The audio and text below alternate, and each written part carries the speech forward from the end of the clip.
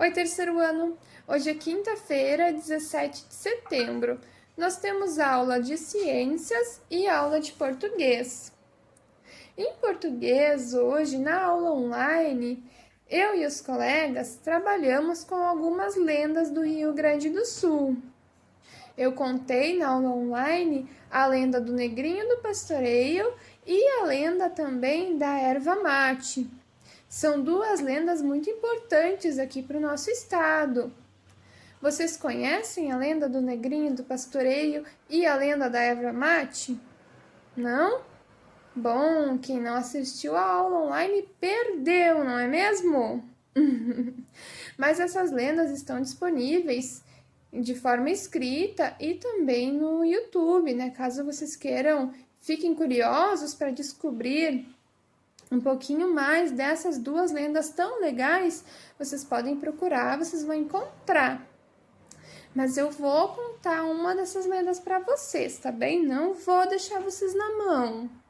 Eu vou contar para vocês a lenda da erva mate, tá certo? Então vamos lá. Existia uma aldeia indígena em que os indígenas, né, a tribo, estava ficando sem alimento ali naquele local. A gente já tinha estudado pela lenda do Quero-Quero que os indígenas aqui do Rio Grande do Sul, eles eram nômades, né? Quando o alimento acabava onde eles moravam, eles partiam em busca de outro local que tivesse alimento. Então, essa tribo decidiu se mudar. Só que tinha um indígena, um velho índio que estava muito fraco para poder fazer essa viagem. Então, ele ficou. Ele disse: eu não posso acompanhar vocês. Sigam o caminho de vocês e eu fico para trás. A filha dele, Yari, que era muito apegada ao pai, amava muito o pai, disse: papai, eu não vou junto com eles, eu vou ficar com o senhor e vou cuidar do senhor. Então, né, no dia seguinte, após essa decisão, a tribo indígena partiu e deixou o velho índio e a sua filha para trás. Eles ficaram no mesmo local em que eles moravam, só que apenas os dois. O velho índio já estava muito cansado, ele não podia mais trabalhar. Então, quem fazia todo o trabalho de caçar os animais, de colher os alimentos, preparar os alimentos, cuidar do local onde eles moravam, era a filha do velho índio, a Yari. A Yari já era uma moça forte, jovem, né? Mas mesmo assim ela ficava cansada porque era muito trabalho para ela fazer.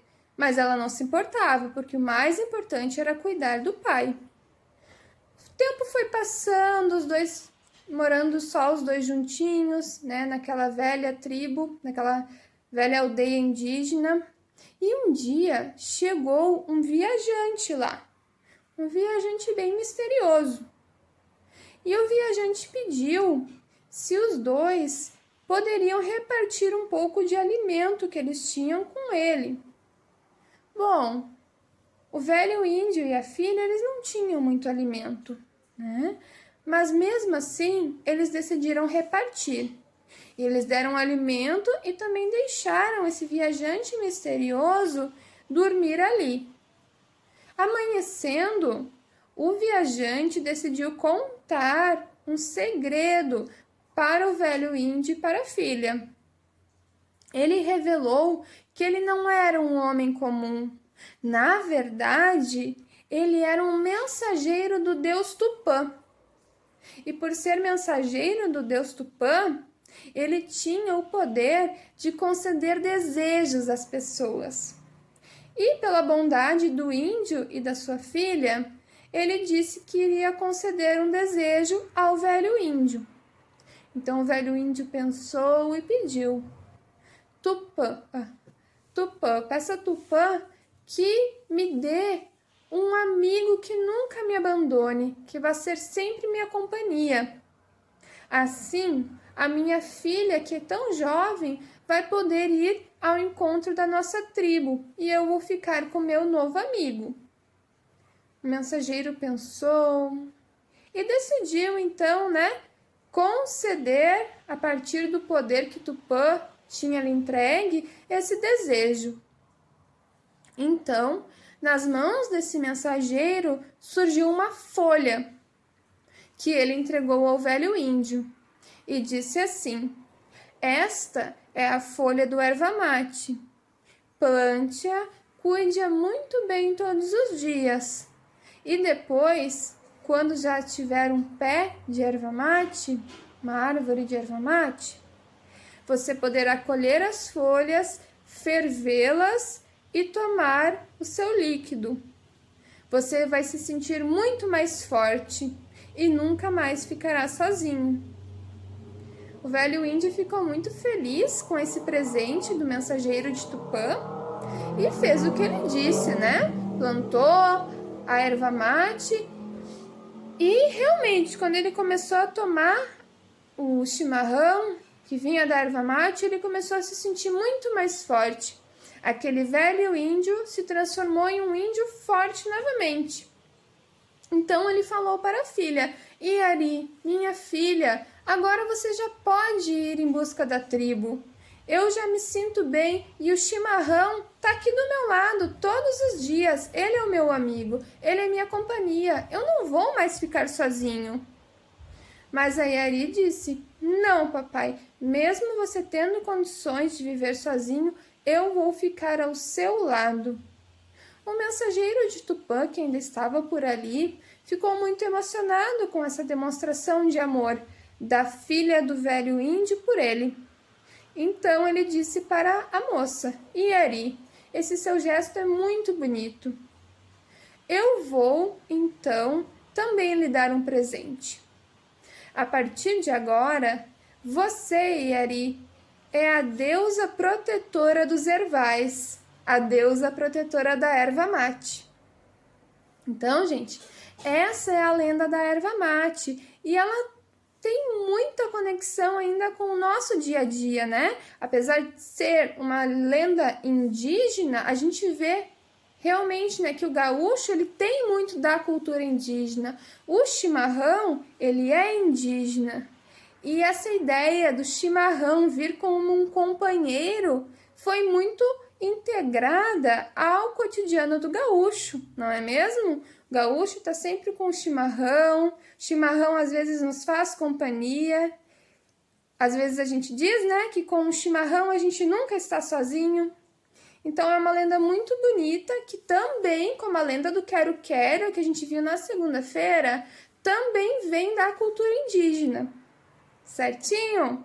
Agora a gente vai dar uma olhadinha na apostila de ciências para ver o conteúdo que nós temos para trabalhar nessa matéria hoje, tá bem? Em artes, a nossa atividade foi a seguinte: vocês devem escolher uma lenda ou um símbolo do Rio Grande do Sul que nós tenhamos trabalhado essa semana, desenhar e pintar, tá bem? Usem a criatividade de vocês, porque eu quero um desenho feito pelas mãos de vocês, tá certo? Agora vamos para a apostila de ciências. Em ciências hoje, nós estamos então dando continuidade ao assunto do planeta Terra. Todo o nosso terceiro bimestre, ele vem com a ideia de conhecer o planeta Terra, não é mesmo? Semana passada nós vimos, por exemplo, o núcleo da Terra, O que tem dentro do planeta Terra? A gente conhece a superfície, então nós vimos como que o planeta Terra é composto até mesmo dentro do seu interior. Hoje, nós vamos entender como que acontece a locomoção dos continentes. Como que se deu essa separação dos continentes? A camada mais externa do planeta Terra, aquela que resfriou, ela formou os continentes, onde as pessoas vivem, e o fundo dos oceanos. Essa camada, ela é formada por placas, que são semelhantes a peças que se encaixam, que estão em constante movimento, chamadas de placas tectônicas. Por exemplo, há cerca de 250 milhões de anos, existia um único continente, chamado Pangeia. Então, nesse primeiro mapa aqui, ó, nesse primeiro planisfério, nós temos a representação da Pangeia, que era um único continente. Com o passar dos milhões de anos, esse continente foi se dividindo e suas partes foram se afastando. Então, não foi de uma hora para outra, né? Com o passar de milhões de anos que esse continente foi se dividindo. O movimento das placas tectônicas fez com que a posição e o formato dos continentes se modificassem, né? Com o passar do tempo, então, a posição e o formato dos continentes foram se alterando. Desse modo que a gente chegou à distribuição atual dos continentes, os quais ainda continuam se movendo, mas muito lentamente. A gente não consegue sentir nem perceber essa movimentação dos continentes, porque é muito devagar. Aqui a gente tem a representação, né, em um planisfério da distribuição atual dos continentes.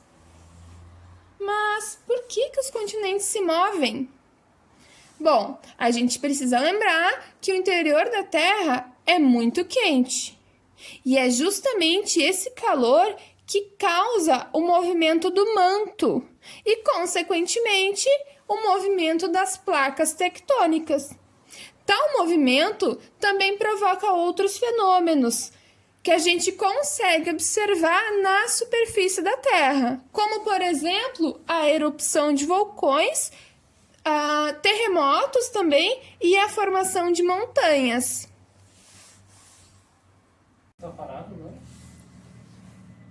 Estamos agora na página 23 e aqui tem um conteúdo que eu gosto bastante, porque vai falar de como que a gente faz para entender as vidas que existiram há muito tempo atrás. Vai falar dos fósseis e também da profissão, né, dos profissionais que estudam esses fósseis. Seres do passado. Como você estudou, a Terra nem sempre foi como é na atualidade. Além das mudanças na posição e no formato dos continentes, as espécies de seres vivos encontradas em nosso planeta também mudaram.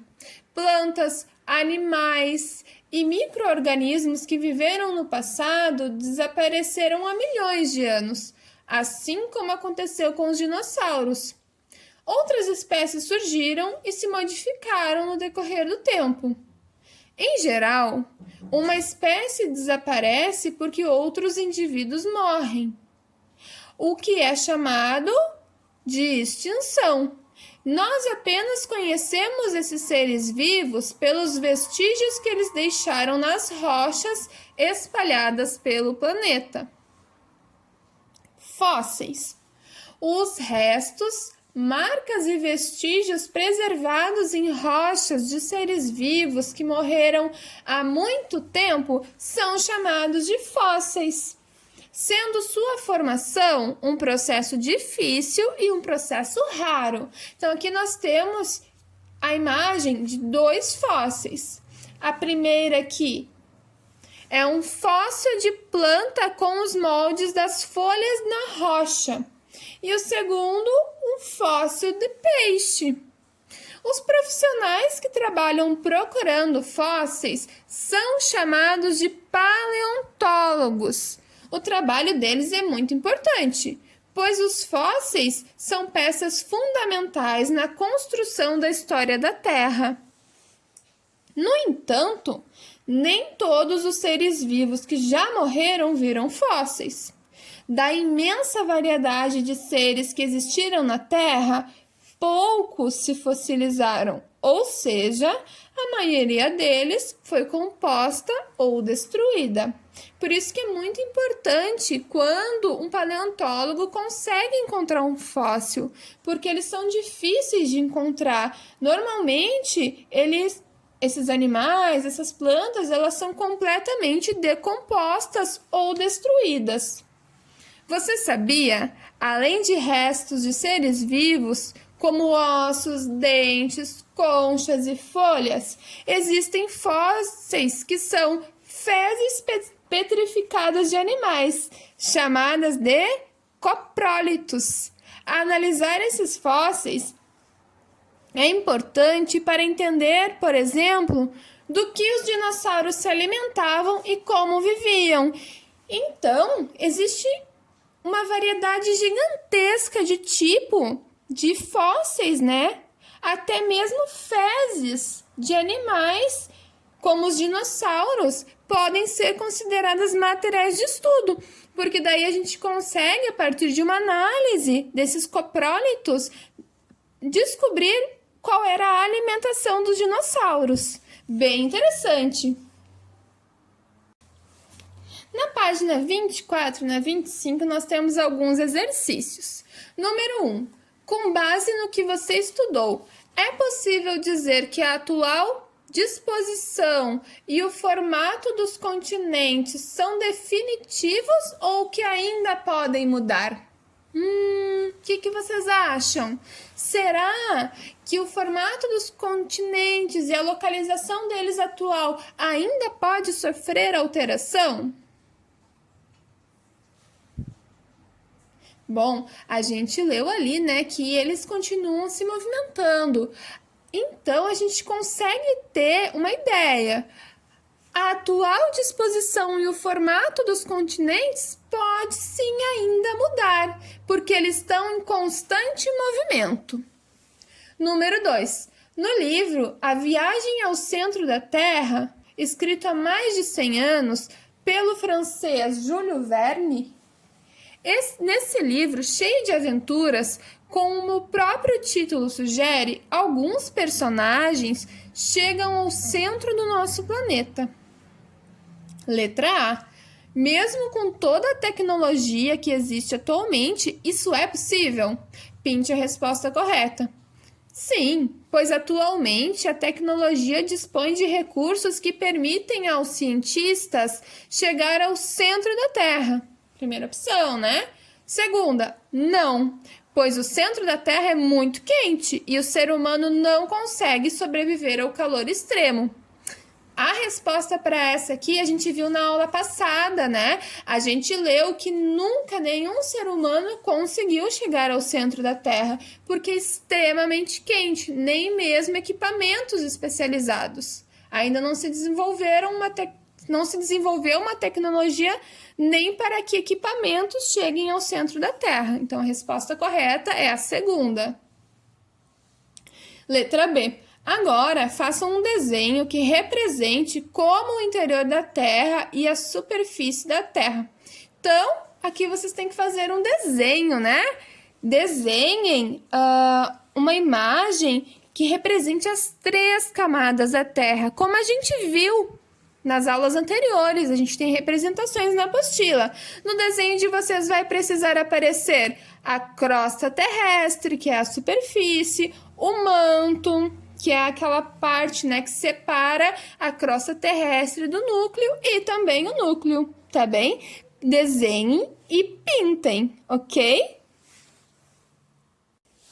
Página 25. Número 3. Estas ilustrações retratam alguns acontecimentos que fazem parte da história do planeta Terra. Numere-as de acordo com a ordem em que cada um desses acontecimentos ocorreu. Então, nós temos ali formação de vida na água, vulcões, dinossauro e homem. A gente volta lá para aquela linha do tempo com imagens, né?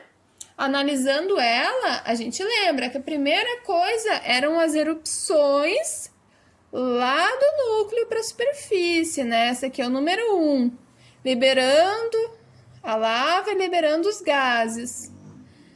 Depois, quando a Terra foi esfriando e depois de muitas chuvas, foram se acumulando água e passaram-se a surgir vida. Então, essa aqui é a 2. Depois vem os dinossauros, né? E por último, o ser humano. Então fica 1, 2, 3, 4. Exercício 4. Por que a folha e sua marca apresentadas nas imagens ao lado não podem ser consideradas fósseis? Porque os fósseis são registros de seres vivos que existiram há milhares de anos atrás. Aqui, na verdade, é uma marca feita em massinha, né? De uma folha viva.